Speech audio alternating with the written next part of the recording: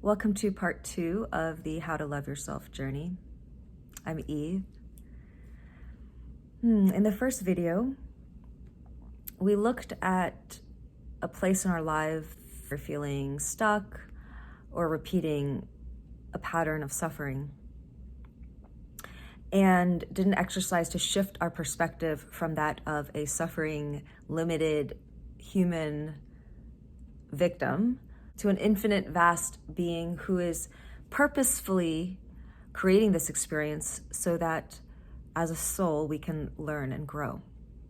And you may have noticed that even after you can identify the gift in the experience you're creating, even after you have that insight of understanding that there's a reason you're creating this, then you might notice a different pattern, which is, what is it that makes you continue to forget?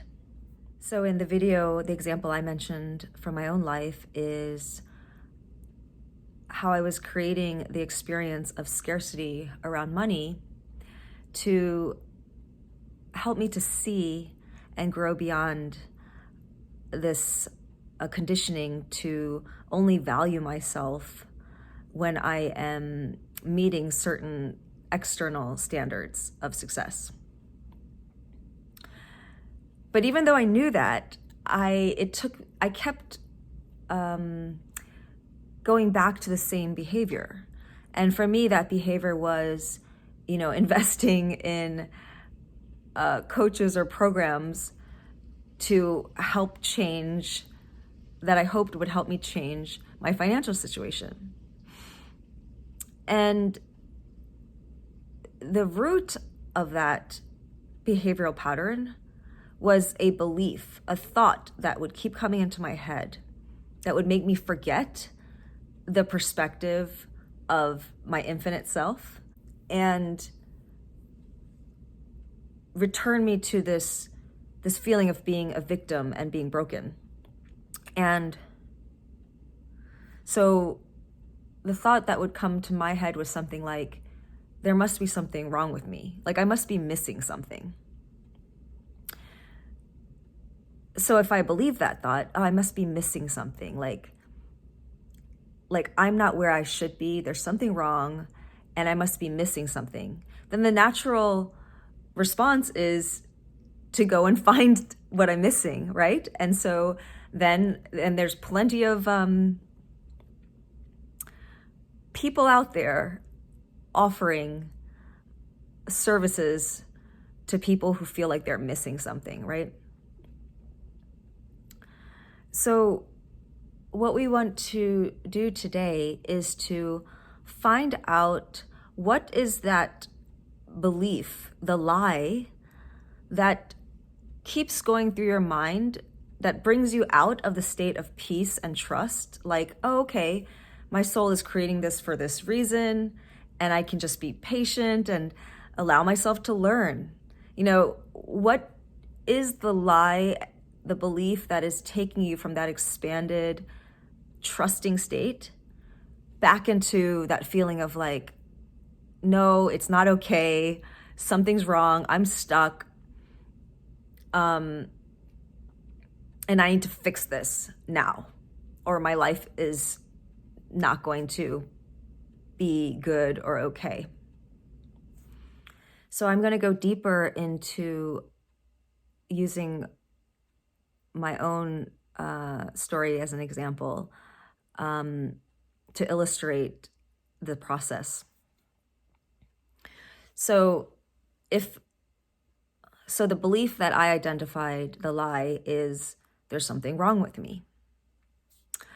And that creates this fear of being left behind. Again, I'm missing something that everyone else has got and I'm going to be left behind. And when I ask myself, where did that belief come from? What's the root? First thing I was most aware of was my childhood, my experience of racism. And that's not hard to understand, right? When I was young, I was the only Asian person basically in my school. and I was teased and ostracized. I felt ugly and different.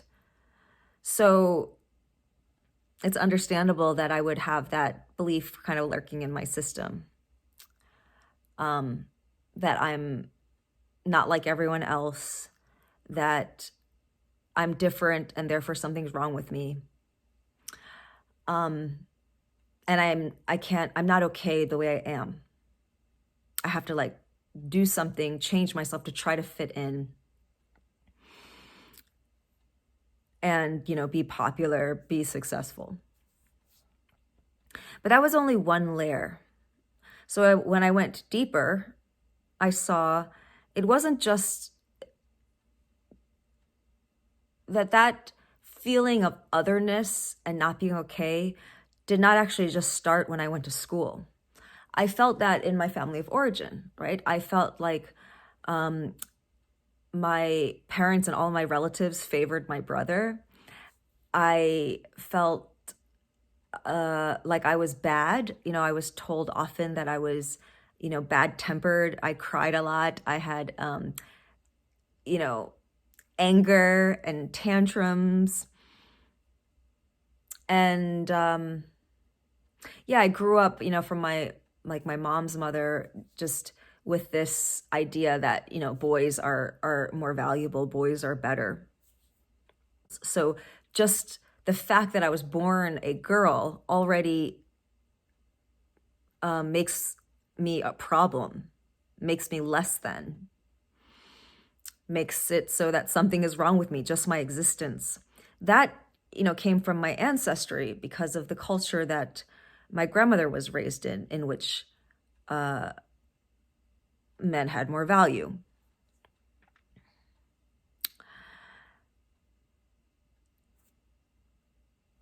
Another layer I discovered through this journey was when I was in my mother's belly, I actually had a twin. She didn't fully incarnate. My twin and I had been together in other lifetimes, and we had sort of come in with this agreement that, I was like the stronger, more responsible one, and she was the more light, playful, fun-loving one. And, that we were going to help each other grow in these ways. And so when she experienced my mother's biology and the karma of it, she changed her mind. And, that was totally her choice. But the way that I felt about it, as this young newborn, was that I was somehow responsible for her death. Like, I felt guilty that I lived and that she didn't. That somehow my living, my survival was a symbol of her death. And so that was like another way that I felt that my existence was wrong. That me being alive took away her life. And then I was shown, and then I connected to a number of my past lives or other lives happening in the present moment, in which I was given the message that it is better to be more light and joyful, and that somehow these parts of me that are darker, that are intense, that are chaotic, are somehow wrong, not as good. If you look at all of these layers, right, and there's more, those are just some that I'm naming. If you look at all of these layers, it's very clear, like, none of this is actually about me, right? I mean, not about me as this person that I know in this present life, right? It's like, these are ideas and lies that were passed down through my ancestors, through the lens of other lives that I've lived in other lifetimes. What I experienced through other people in society. So even though it can feel like overwhelming, perhaps, that we are part of this vast web, again, this like that Indra's net, right? That we're all swimming in this intricate, multi-layered tapestry. It's also should be a comfort. Like whatever you're struggling with, and the reason why it might be hard and complex and not just this simple matter of willpower to just change or be the person you want to be, it's because it's so much bigger than just you, the way that you see yourself as this, separate being. When we do the inner work to heal, to accept, to understand these layers of ourselves, it's like we're bringing all of these other influences, all of these other factors into alignment, right? We're bringing love and greater awareness, bringing light to places that have been dark. And so it's never just about us. It's never just about the individual. So it may seem like myopic or selfish, to, focus on yourself. But when you focus on yourself is never, it is intimately connected to, again, every other relationship that you touch, and consciously or unconsciously. So it's never just about you. And again, hopefully this can give you more compassion for yourself for when it's hard or when we repeat things. It's like, it's not as easy as just changing our mind, because our mind is connected to many other minds that have been believing these lies, for centuries. And so it takes some mindfulness and tenacity, faith, to unravel this for ourselves and for each other. Again, we're co-creating a new world together. And the beautiful thing is, even though it can seem complex, like there's always another layer, right? Like that Russian doll, like you think you've like, oh, this is me. And then it's like, oh, nope, that's still conditioning. That's another lie, the onion, it's like, I feel like I healed this big trauma from my childhood. And then it's like, oh no, wait, but I'm still being affected by this past life. Now I have to deal with ancestral trauma. Like there can be a lot of layers, but the beauty of it is the effect of any change you make can be instantaneous. It's like, as soon as you become conscious of like, oh, that belief doesn't belong to me. That's something that was handed down to me and I don't need to believe it anymore. You can actually experience instantaneous change. And, it becomes easier and easier. The more clear and free you become, the more you can hear your voice and distinguish it from the foreign voices. So I'm going to share a poem here. It's called Pearl Harbor. Oh, and this is so fitting. I just realized this, that my birthday's on Pearl Harbor Day. And so I wrote this poem. I started this poem when I was like before I turned 40. And I'm turning 44 in like about a week. So that feels kind of like a cool synchronicity. But anyway, this poem is about it's about time and timelessness, but it's about the ways that we are affected, conditioned, enslaved, and invaded by foreign voices, by conditioned into systems that we never really chose, but we are born into. Again, at a soul level, we chose. And then, what it takes to return to our essential nature and to have the courage to trust and follow that voice above all others. So just like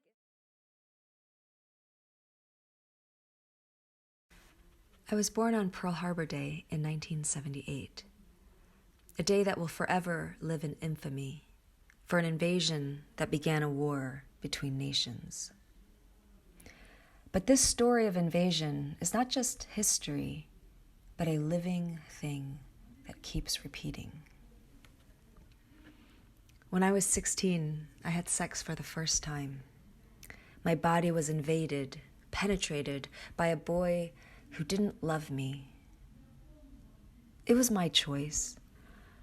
But is it really a choice when it comes from a mind that's never really been mine? When it comes from a place that has been mined for centuries, stripped from its source of what is truly aligned? Is that choice really mine?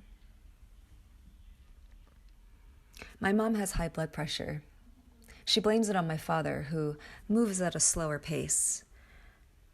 She says trying to match his rhythm all these years is what led to the hypertension. But when I look inside, I see a little girl who never got to play and who's hungry for attention. You see, my mom decided at an early age that it was her duty to take care of her mother and her brothers, to make sure everybody else was happy before she could feel free. And she worked so hard and so tirelessly that the neighbors thought she was a stepchild or a slave. But no, this was a choice she freely made. Or was it? When you're taught to believe that love means taking on what belongs to another, that it's wrong to be happy while anyone else suffers, but it's right to usurp another's authority without their permission, to occupy a foreign nation and call it protection. Is that not invasion? We call America a free nation, but we force children into a system that teaches them to listen to voices that suppress their instincts, and we call it education. There's this theory about women's liberation, that it was a planned conspiracy to take women away from their homes and their children, to have them fight voluntarily for the right to become slaves like their husbands. Since when did time exchanged for money become more valuable than loving things into being? With no one home to connect to our children, they're vulnerable to every suggestion that comes from the constant streaming of pop culture poison that tells us we are not enough. Then this hole is filled with drugs and other addictions that fill our hospitals and prisons, and then we shame the people in them and blame them for our broken system. This is mass mental manipulation. Is it not the worst kind of invasion? If we are all too busy being slaves to the system, who is there to listen, to be the safe harbor, to teach our daughters to transform their pain into pearls, to teach them the power of their own rhythm, to know the beat of their own drum so perfectly that no foreign noise could ever invade them? I've always been impatient and rushed to get ahead, but here I am, 40 years old, and still feeling behind. What if what I'm so busy looking for is a place that I've been before? Then the faster I move, the further I get from home.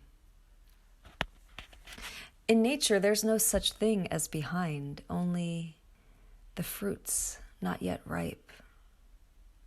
Why do I believe I am any different from a flowering tree? The way a flower grows, so gentle and slow, you can barely see it. But in the dead of winter, in a field of nothing, suddenly, inevitably, there is spring. What if I knew I was already home, exactly where I'm supposed to be? And every visitor that comes, everything that happens to me is a gift, growing me, however imperceptibly, without me having to do or change a thing, just naturally. It takes a lifetime of acceptance for a speck of sand to become a tiny, shining pearl. How much more might it take to make a woman out of a little girl? What if I just woke up and returned to the self that is beyond thought, beyond clocks? What if I realized that any voice that tells me I do not belong does not belong to me? That voice is not truth. It is the intruder. That is the voice of the invader, and I was not born to be colonized. I am a sovereign nation, and I cannot be invaded, for I am home. Home is not a place or a thing. It is who I am. And I welcome you. Come in and rest a while. And I will sing you a timeless song, and you will remember the country to which you truly belong.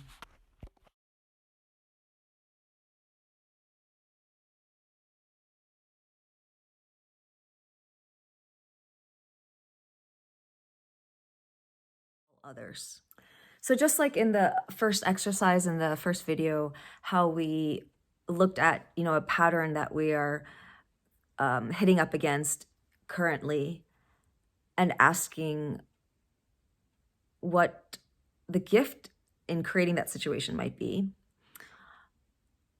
We want to do that with the source of these lies in our system, because even that is purposeful, because it can feel like heavy when we start going into these places where we became separated from ourselves, where we started to believe in a lie instead of listen to our true nature, where we lost a part of ourselves. And so it's important that we recognize the gift and the value of that journey as well. Again, it's sort of like a treasure hunt. Like, yes, you chose to lose these parts of yourself so that you could have the joy of regaining and finding and reconnecting to these parts again. And in doing so, help to heal humanity as a whole. First step is have the truth of why you're creating your current situation, right? So for me, the money, and I was creating scarcity so that I could learn to love myself no matter what.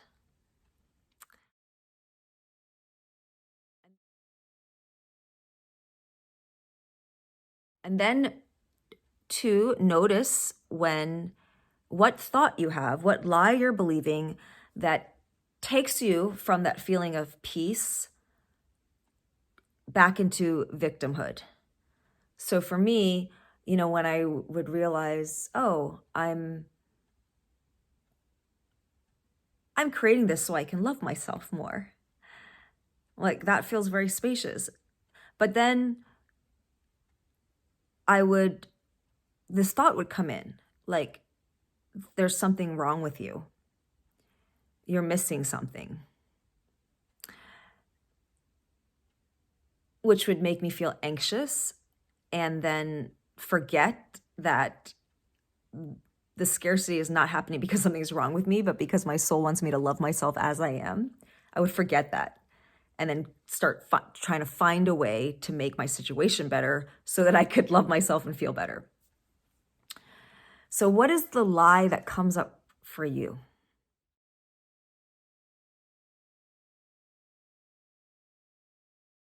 And again, if you need help with this, just comment below this video or send me an email privately, and I can help you try to get to the bottom of it.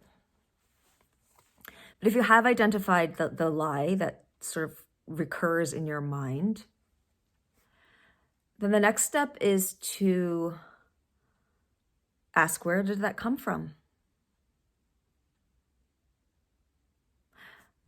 So for me, the thought, there's something wrong with me, the first awareness I have is that it came from the racism I experienced as a child. And all those other layers I mentioned, right? You don't have to be aware of all of those layers at this time. You just start with what you are aware of.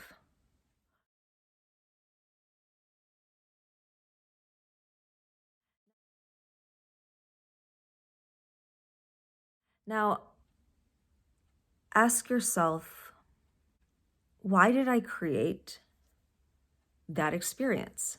Why did I create the experience of racism as a child? Because I definitely felt victimized by that. I still have anger around it. But I have healed a lot around those wounds because, again, I chose the perspective of, I created this. Even this social, thing that's bigger than me, even though that exists apart from me, still as a soul, I chose and created the experience of being hurt by racism. And I've written essays on this and you can look at them if you're interested. But like one way that I know this is true is like my brother, we grew up in the same family, went to the same schools, and he did not have the experience of racism the way I did. Like not at all. So that in itself shows me that as souls, we choose different experiences and different challenges. So for me, when I ask, what is the gift? Like, why would my soul have created this experience of being hurt by racism? Many, many gifts came out of that for me. One is compassion. I have a deep, deep well of compassion for anyone who is the underdog, the outcast, people who feel unseen, people who are being abused. I'm getting emotional just saying those words. Like, I have a very deep sense of justice and, just wanting to stand on behalf of the oppressed and stand next to them to support people who feel hurt and alone. That experience of feeling so lonely and outcast also developed resilience. It developed my connection to the inner realms, and it fed my appreciation for art, like, because I would escape into like amazing books or TV shows or movies, and I was like I felt closer to like these characters that I was reading about than actual people in my life. And so it showed me the power of art and the value of it, and connecting to, the gifts of people's souls, right? Art is an expression of someone's soul. And I felt very moved by that from an early age. Being ostracized for so long also made me hyper aware of like my environment and, how other people felt, what they were saying. It was, like when I would walk into a room, I would just, I was like always like hyper alert, right? Like ready for someone to like make fun of me or, roll their eyes or say some snide comment. And so the light of that is, it made me very sensitive, like I know, I can feel what people are feeling, even if they don't say it. And and I pay more attention to what is unsaid. Because again, I had to connect with something deeper than what was going on around me at the superficial level, because what was going on around me at the superficial level was so painful. Like I had to go deeper.